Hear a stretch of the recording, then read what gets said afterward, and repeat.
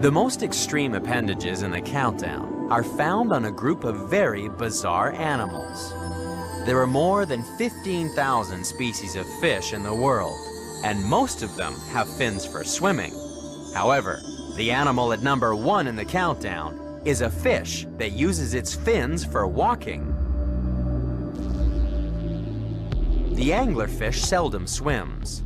It uses its strange stubby fins like little legs. It doesn't need to swim after its dinner, because the anglerfish has found another use for a fin. It's turned an appendage into a fishing line.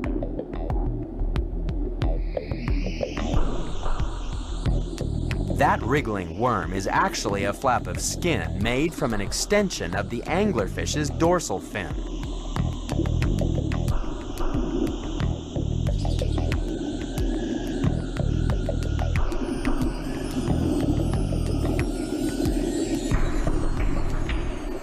The anglerfish engulfs its prey thanks to a suction pressure created when the fish expands the volume of its mouth by 12 times in less than 6/1000ths of a second.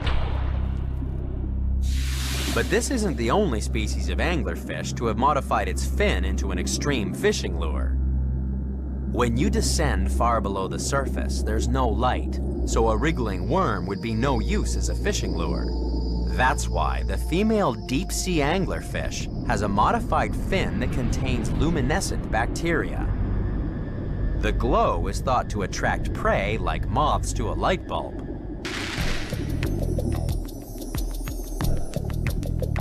However, the female deep-sea anglerfish has another appendage that's without doubt the strangest growth in the countdown. These strange lumps were thought to be extra fins, until scientists found out about the female anglerfish's mating behavior. If you were like a female anglerfish, you wouldn't have to go looking for a date. Instead, you'd release a chemical trail of pheromones into the water, and the guys would find you. Unfortunately, male anglerfish are 40 times smaller than their females. However, they can give the ultimate love bite. If we were like an anglerfish, the male's body would start to degenerate. His jaws would fuse into the skin, and his internal organs would disappear. He'd never eat, because he'd get nutrients from the female's bloodstream that would become fused with his own. It took years for scientists to work out what caused the strange lumps on the female anglerfish, and on one unfortunate man.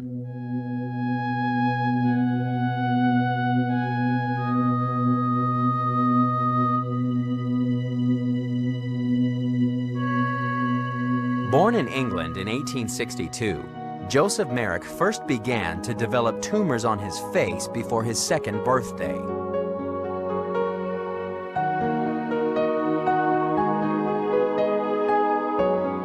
Back then, doctors had no explanation for the bulbous cauliflower growths that crippled his body.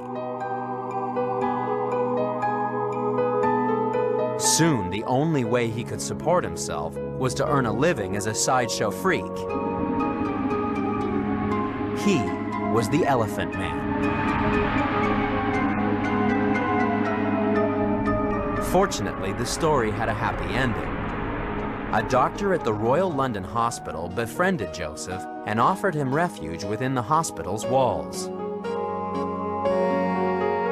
Joseph Merrick died at age 27 in April 1890, and since then, scientists have continued to try to identify the cause of his strange deformities. Recently, researchers extracted samples of Joseph's DNA from hair follicles trapped inside the molds made of his face when he died.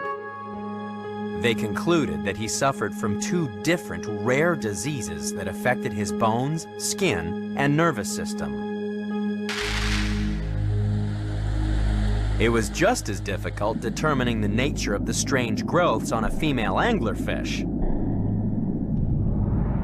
Since the fish lives in such deep water, Making observations of its behavior is incredibly difficult.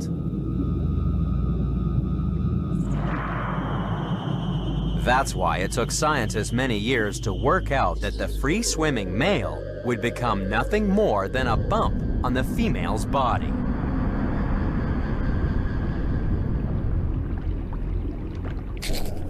After biting onto his mate, the male becomes nothing more than a lump of reproductive organs, on call to fertilize eggs at the whim of the female. The advantage is that in the freezing darkness of the deep ocean, the chances of finding a mate are small, so when you meet Mr. Right, it pays to never let him go. But how would you like to have a partner that clings to you for life? A parasite that sucks the very blood from your veins? And that's why, when it comes to amazing appendages, the female anglerfish with its strange little male really is the most extreme.